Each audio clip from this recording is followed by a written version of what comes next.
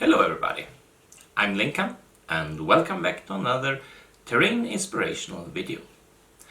I will now talk about one of my favorite terrain pieces on a wargaming board, and that is forests. There are many different ways to make a forest. One of the simplest ways is making trees and put them on wargaming bases, cavalry bases, and scatter those around the table and call it a forest. That is perfectly fine, but that is not how I like to make my forests. I prefer to make small and large forest scatter pieces, and the pieces should include some elevation changes, etc. And that is partly because the game I am playing, Middle Earth strategy battle game, has true line of sight. And that means that if a model can see another model, it can shoot and charge. But if it cannot see it, it cannot. And if there are terrain in the way when you're shooting, you have to make a roll for that.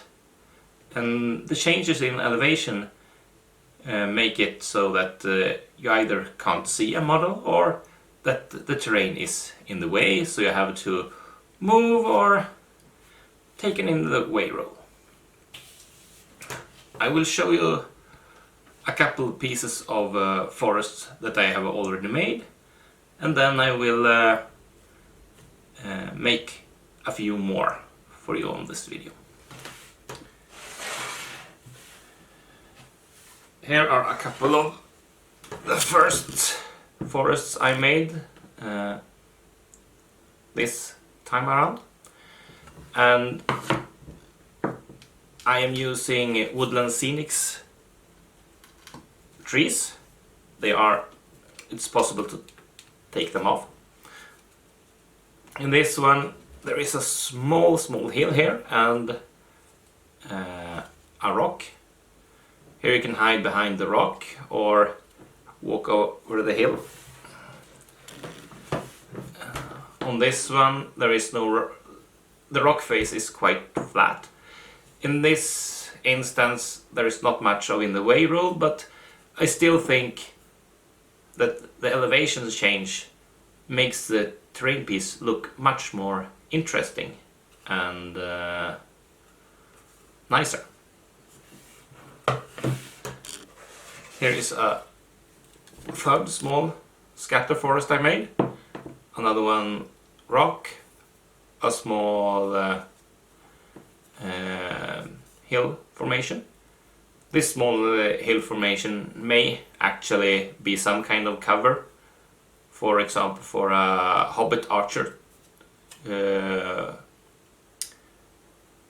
And as you see, I have used different sizes of trees on different forests. And the last piece I will show is a large forest piece. This one. The difference between the smaller and the larger forest pieces is that on a larger piece you can make the elevation much greater. You can have, because if you want to be able to move up and down from the hill, the slope itself has to be not too steep, otherwise it will fall down. You can also make the hills more stepped, but I don't think that looks very interesting, and I'm not very fond of what that does with all the implications for the gaming. But now it's time to start making the forests, and first of all I will go outside and cut some 3mm MDF boards for the forests, and I will sand the edges, and I will do these things outside because it's the sawdust and everything is not very nice, so it's better to do everything of that kind outdoors. See you in a bit. So, to make these two forests, I first will cut out some board with a saw. I will do the first one, about the same size as the one I have done previously. I will roughly mark the size, and then I will use an ordinary hand saw.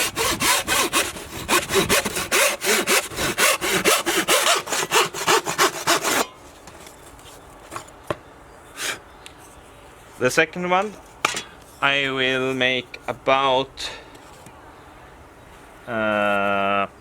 roughly double the size. I will start making a cut here.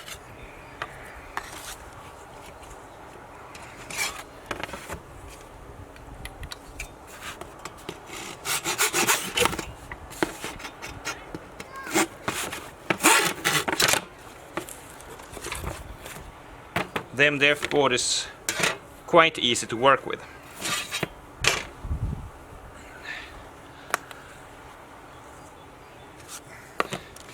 I will then make the edges less straight.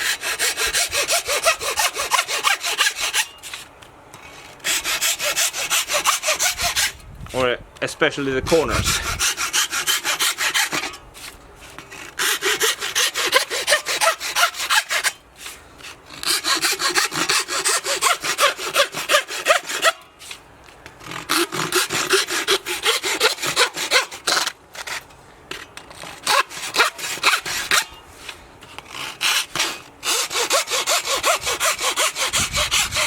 I am still working with quite a rough shape here, and I will use sandpaper to bevel all the edges to make it all smoother and nicer.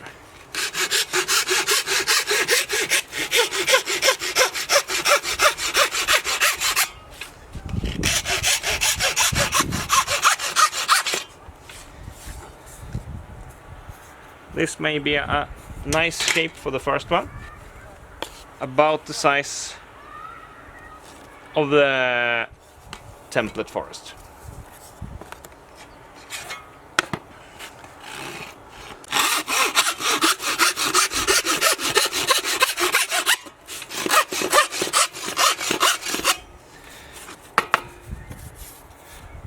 So that's the second one, a little bit larger. So the next step is to sand the edges of these MDF boards. I use quite a rough sandpaper.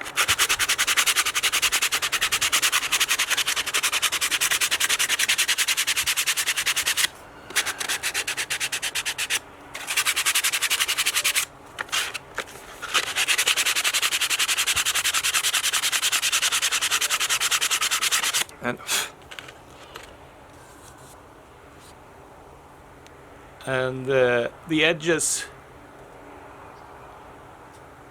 gets thinner and a more natural shape at the corners.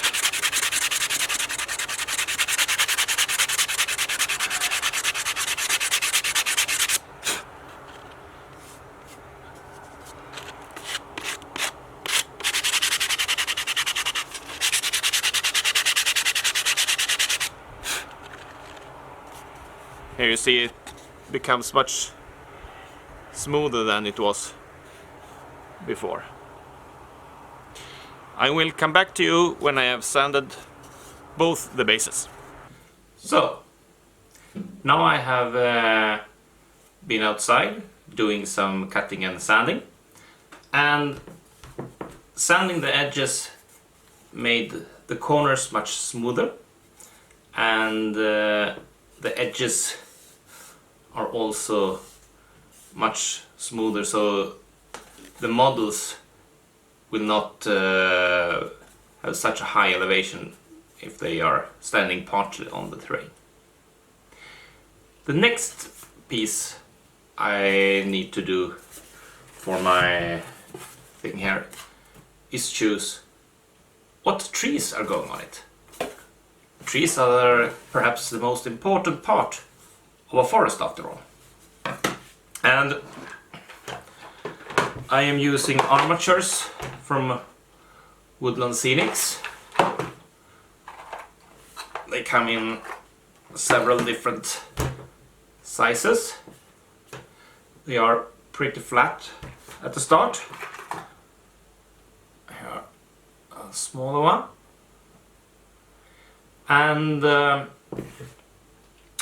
on the smaller terrain piece, I want a medium-sized and a smaller, but not that small tree.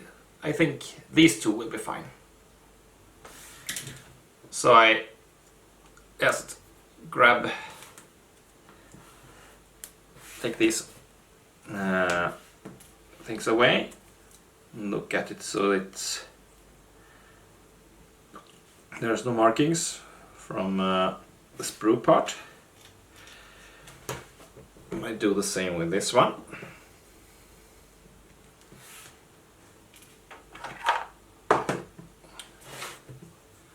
And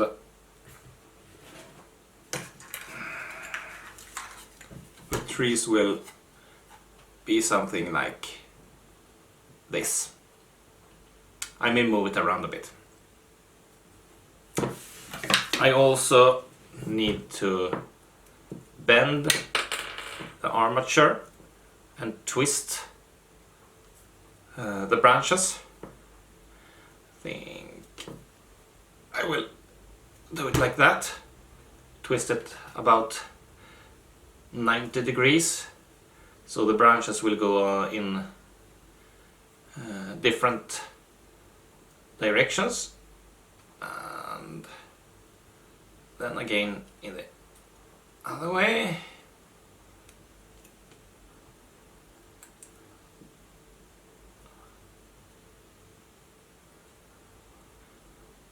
Like that, I think will be quite nice. And I will then continue with the trees for both these bases, and then I get back to you. So now I have bent some more armatures for the trees. The first one will look something like this. Might be hard to see the trees, but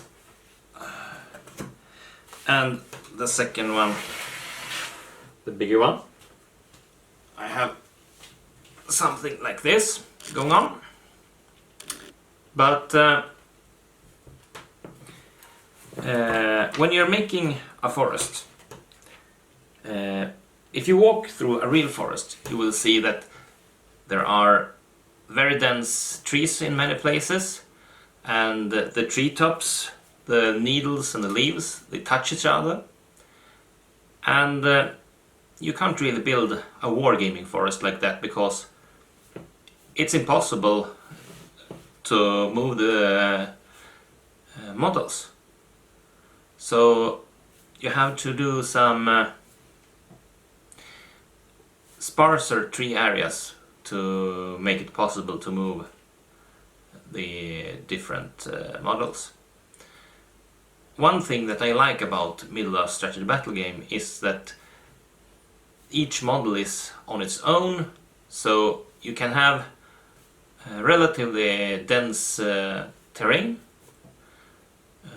because the movement of one model isn't directly related to the movement of another model. But you can move them according to the terrain, so that everything goes better. But so here we have a little bit less than trees than in a real forest, but that is just to make everything more playable. The next step here is to make the terrain elevation. And to make the terrain elevation, I will use styrofoam, or celluplast, as it is called here in Sweden.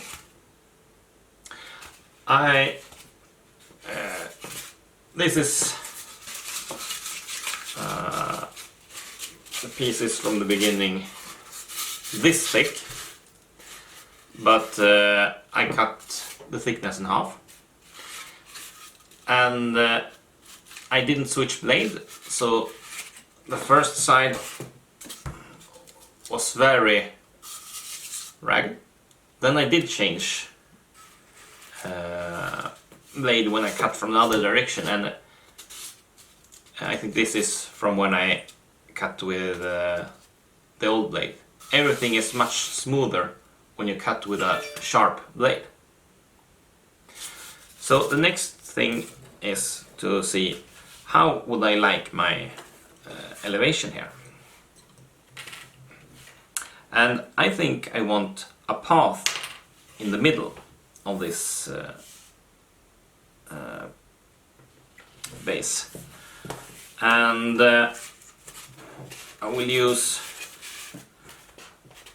this to make some kind of hill, perhaps use a little bit of that as well, or on this side we'll see. And on this part I will just make some smaller things, perhaps in the corner here, or perhaps a small hill to put the smaller tree on, so it gets up a little bit. We'll see. I will do some cutting and then I will get back to you.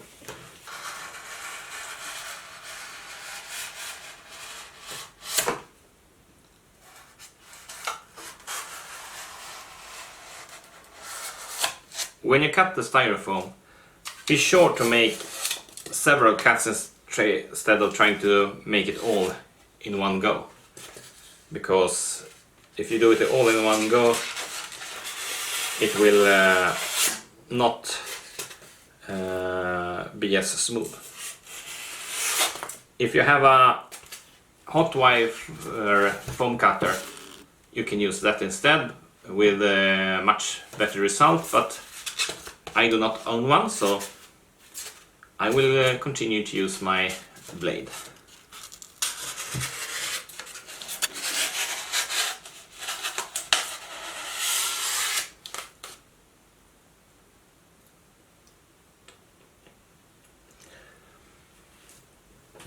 When cutting in the foam, it is important to now and again check whether things that you want on the base fits in a good way, and if you can get the result you want.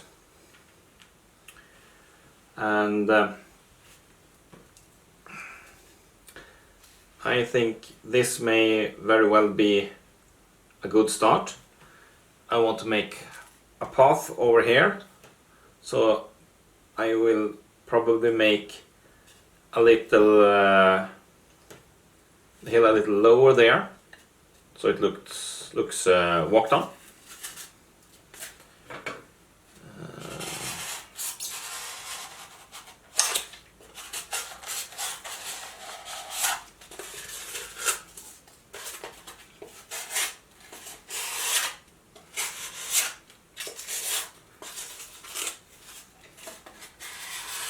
And take away just a small piece at a time.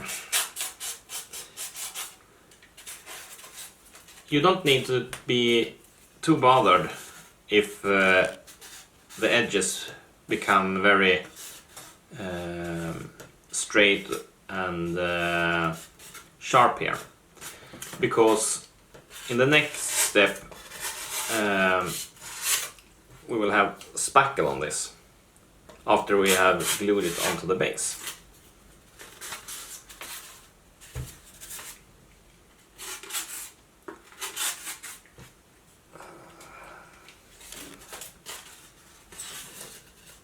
Something like this.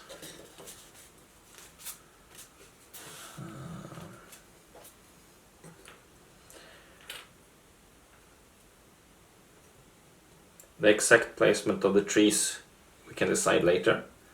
This is a good start for the main hill of this forest. I will make a small stone, or a large stone, or something like that for the second one as well, and then I will glue it all together.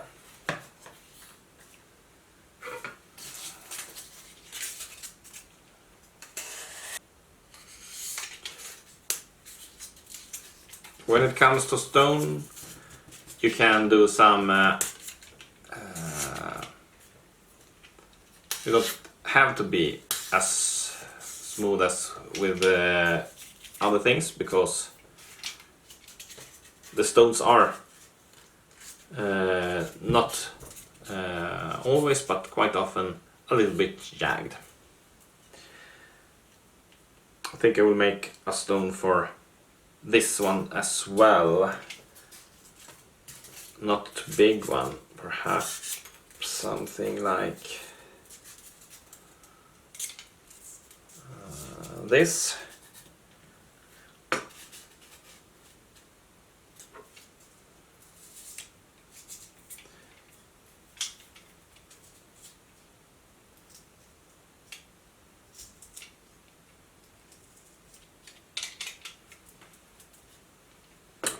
Yeah, I think that looks fine. I will now glue things on the larger one. The styrofoam is a little bit warped. I will put some books on it for to keep it flat while drying.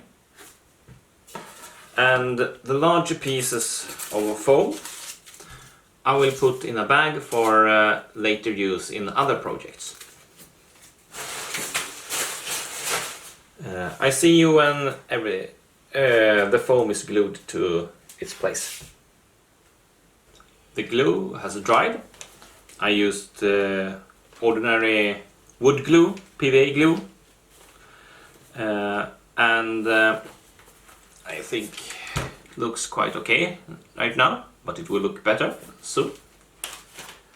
And here's with this one, because now it's time for one of my favorite parts. It's time to get some dirt on the hands, and I will use spackle for that. And why do I use spackle? Well, there are a few different reasons. The edges around the hill are a bit straight, and some edges are also, there are gaps here between the styrofoam and the MDF board. I will use spackle to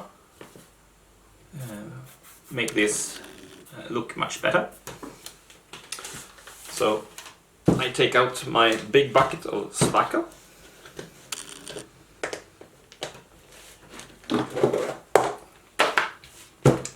And then it's just going over this.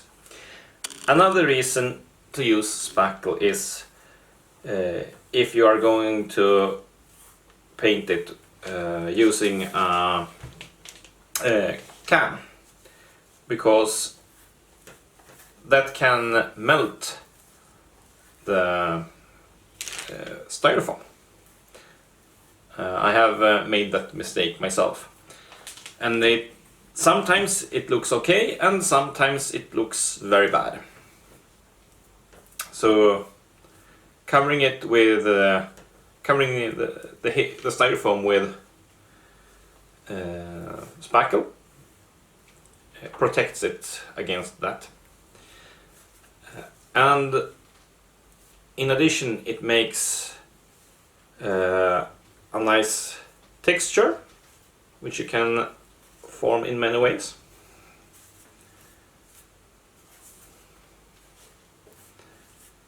So let's see. I will also cover some of the MDF because of nice ground texture. If you want to make parts of the spackle smoother, you can dip your fingers in some water, and then you can smooth it out very nicely.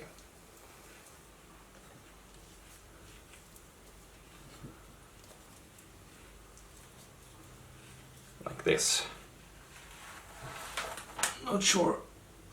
There is quite a nice difference between when you have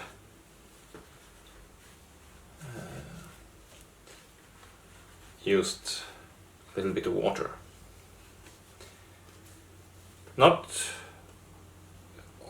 everywhere perhaps, and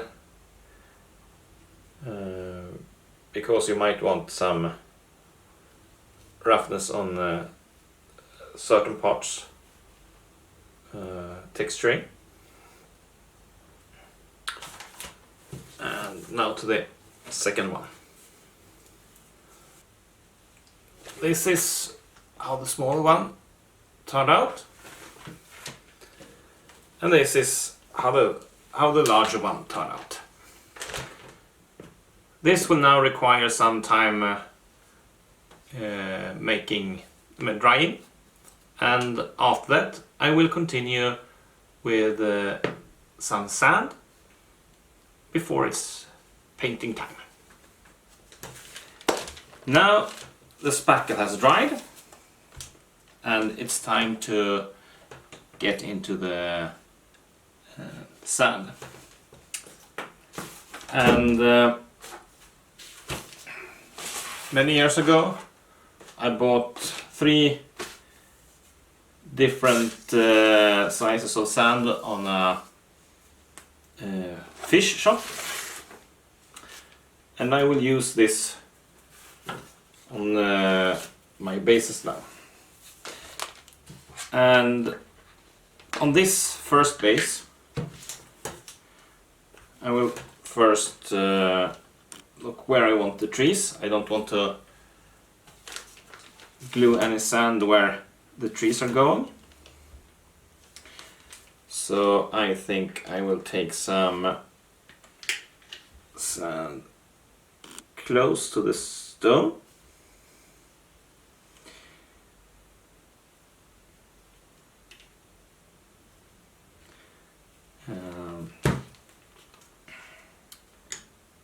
I spread it out with my finger. Sometimes I water it down and paint it out with a brush. Depends a little bit on my mood.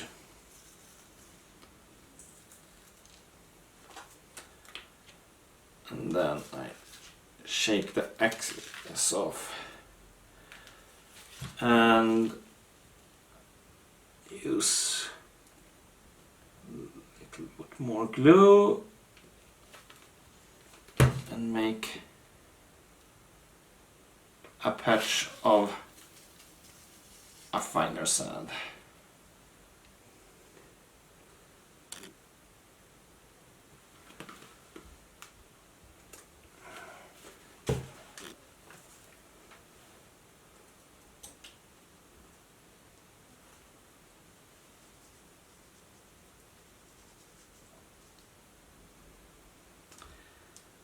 And a little bit more. the side for some places. And then spread the sand.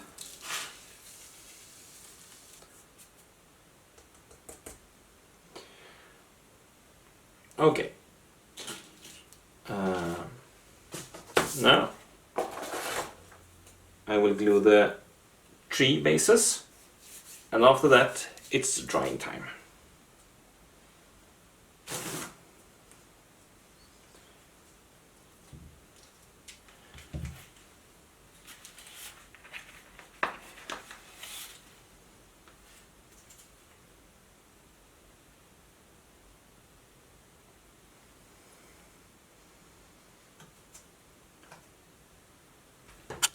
This is how this looks now. And like that. We now have the trees and the sand attached to the bases, and I'll be back when it has all dried up. Now the glue has dried on the sand, and it is time to seal it in place. I will do this with a product that is new to me since about a month, and that is Mod Podge. It is a bit like thin down PVA glue, but it has a fluid in it as well, and some other ingredients which make it very good for this.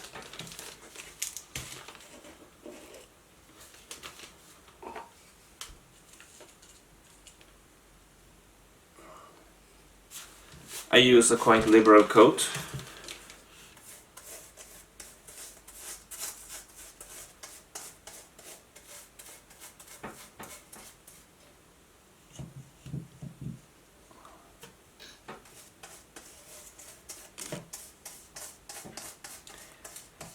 It both makes the sand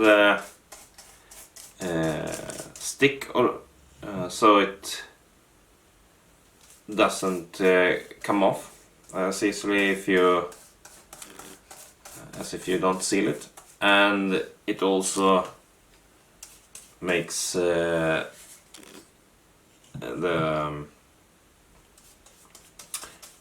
spackle more sturdy. Here in Sweden I bought the Mod Podge at the local Panduro store, which is a nice shop for paints and other things for terrain making, in my opinion. Like that. So now we have to allow for some drying time, an hour or two, perhaps 3, and when everything is dry I will continue with some black paint. The Mod Podge is now dry, so it's time to do some painting.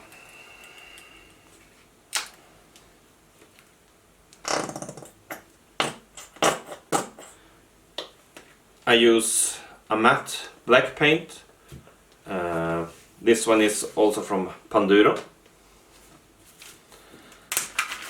And I take the base and just paint a thin base layer.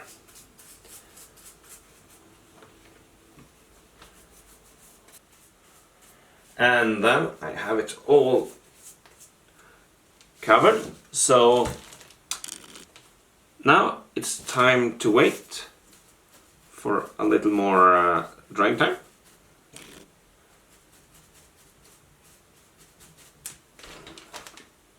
See you in a bit. The black paint has dried and it's time for some dry brushing. I have prepared prepared a little bit of burnt umber. I will not use the brush I used to paint the black before, because it's a little bit damp still, and if I use that the dry brushing won't be that good. I take some brown and I paint it away, and then I will dry brush the sand, so that I will get a little color on it. With this first brown, I make a little heavier coat than with the lighter ones later. I will use 3 layers of dry brushing. I think that's fine here.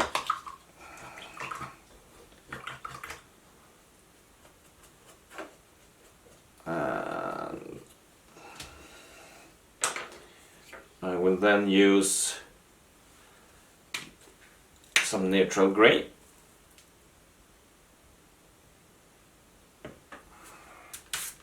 Like that.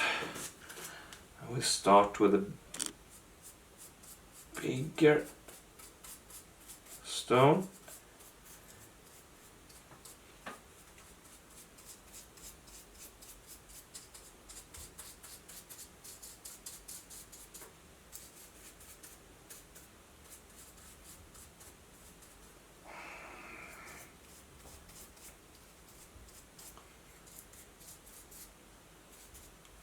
That. Here is how that turns out. I think there are enough.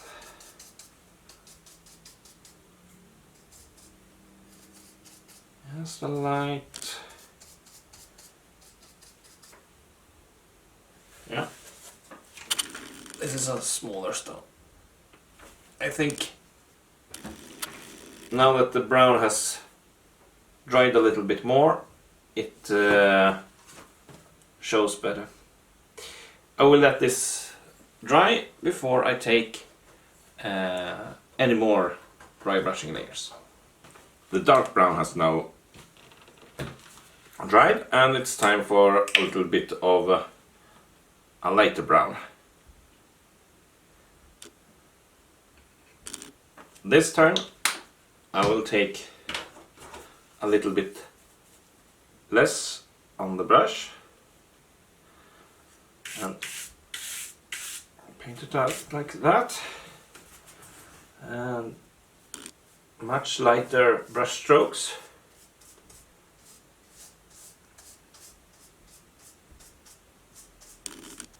Well, a little bit of drying time, and then we will be back for the grey umber. Just a little bit. This will be a very, very light coat, I hope. So there should be almost no paint left. And then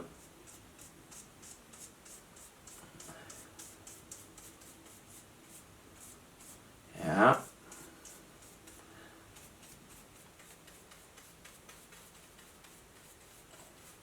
like that.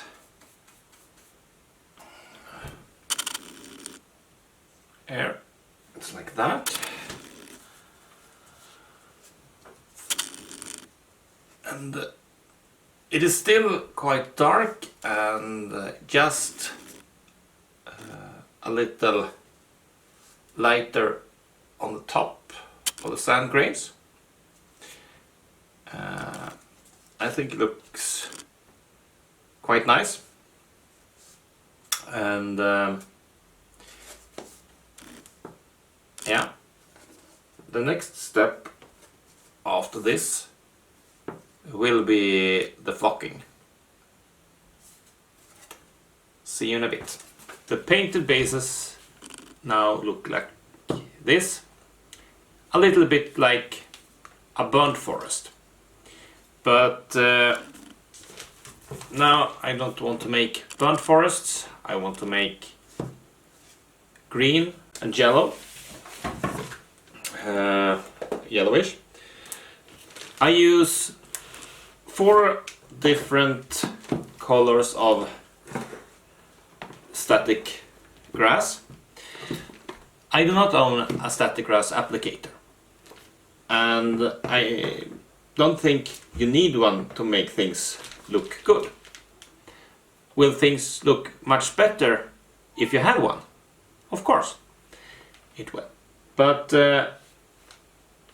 I think it still looks good even if you don't. I will start with a dark green. I use watered down PVA glue and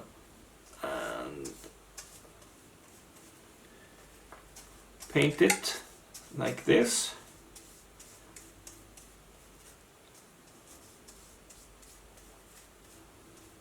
And then I shake some grass on here.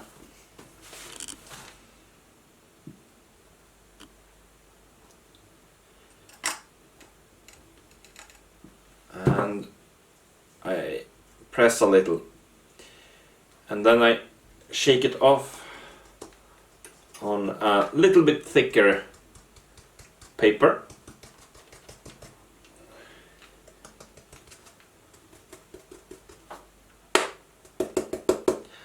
And right now it looks like this.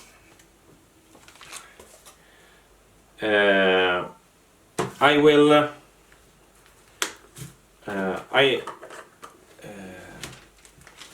use this thicker paper to be able to easily get this excess grass back into the yarn. I will apply different colors of grass to different areas. So I will around here make a bit of lighter green, like this.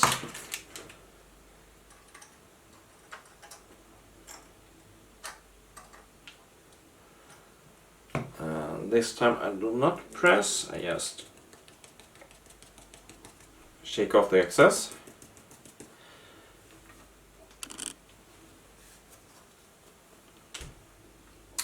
I will try to mix and blend a bit in the edges, and I will do this with the both all the other colors as well, and then I will get back to you.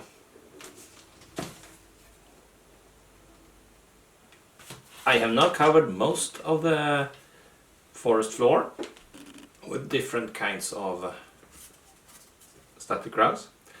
Not all, because there are a few patches here and there where the glue didn't stick.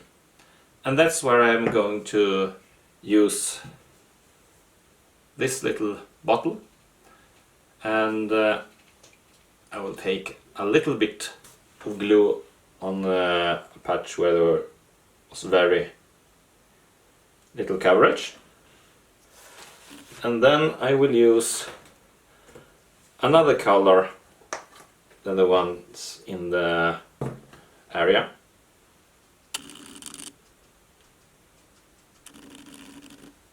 And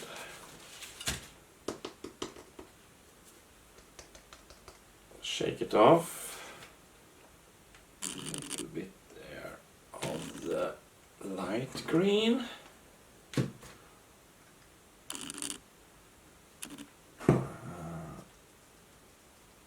shake it off. It is now time for the forest to get its leaves. I have 3 different shades of clump foliage. I have a medium green, a dark green and a light green. I usually begin with the darkest of them, the dark green, because closer to the trunk it is darker than closer to the edges where the sun shines, etc. So I will put some wood glue on a piece of scrap cardboard.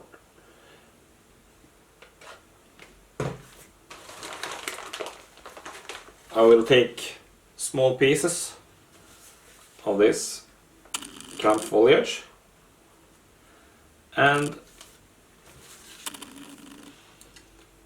I will put it on the branches.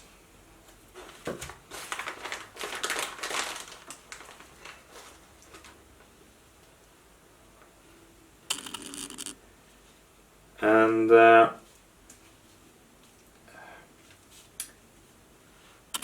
for me at least, it usually gets a bit messy from time to time,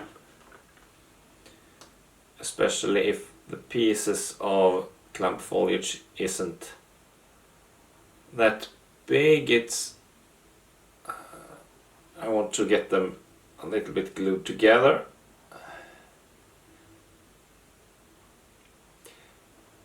This clump foliage is not only for making leaves, they also make terrific bushes.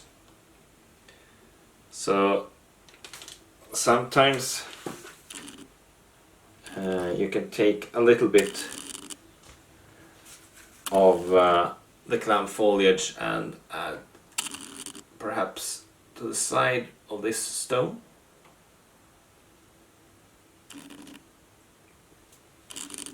And that will look very nice. Almost every terrain piece looks better with a bush or two.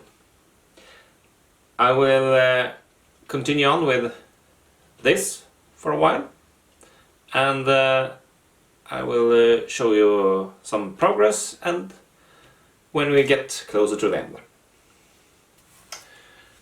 I have now glued a layer of darker green, and when that has dried I will take a look at it and see if I think there will be need for more dark green, and otherwise I will start with the next color. But I think it's good to make these layers one at a time and make sure the glue sets in between. Otherwise it's become very tricky, I think. And a few more pieces of clump foliage. And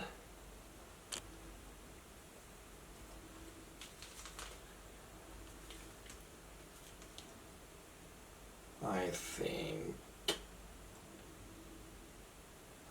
we are done here. Perhaps a few more pieces on the small one as well.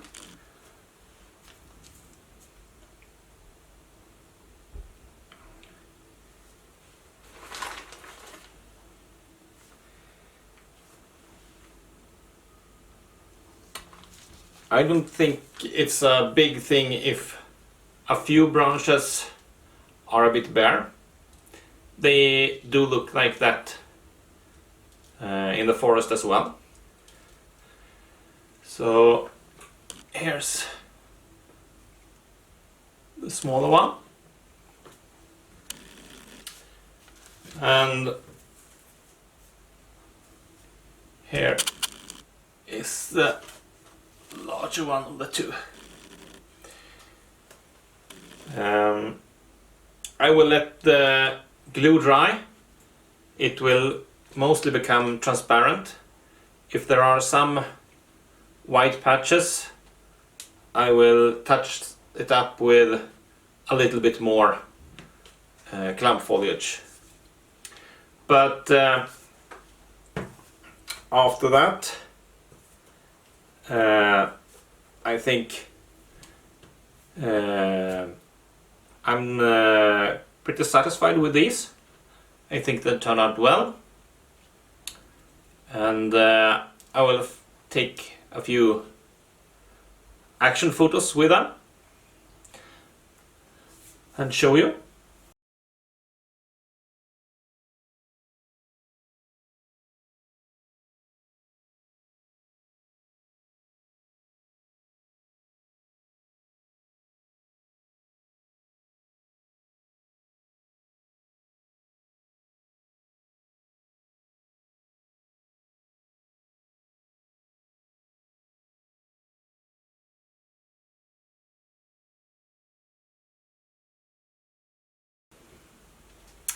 That's all for now. Thank you for watching, and I hope to see you again soon. And farewell till we meet again.